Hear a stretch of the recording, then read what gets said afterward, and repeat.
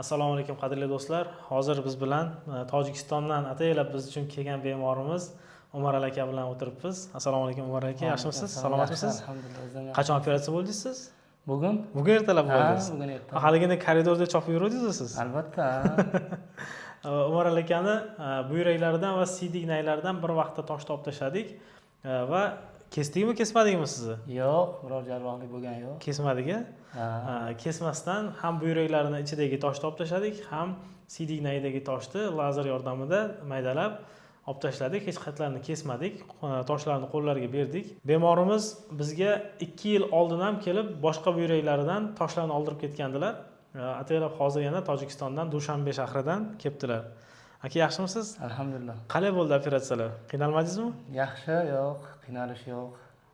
Tojikistonda Dushanbe shahridan izlanib keldik. Shu 2 yil oldin ham kelganimda juda yaxshi, yengil o'tgan edi. Yana keldimda Shohruxbek akamni izlab kelib, shu yerda bu chap tarafdagi buyrakdagi toshni ham oldirdik.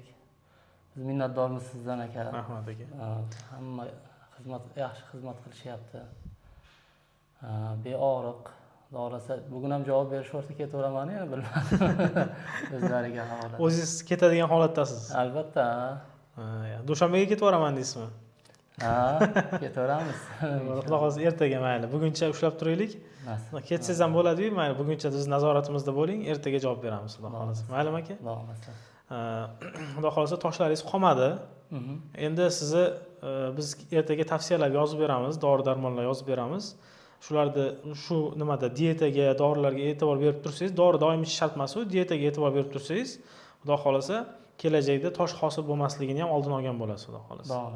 Xudo xohlasa. Albatta qilamiz. Toshingizni tarkibini aniqlaymiz, u tarkibidan kelib chiqib, yana maxsus diyeta ham yozib beramiz sizga. Juda yaxshi bo'ladi, inshaalloh.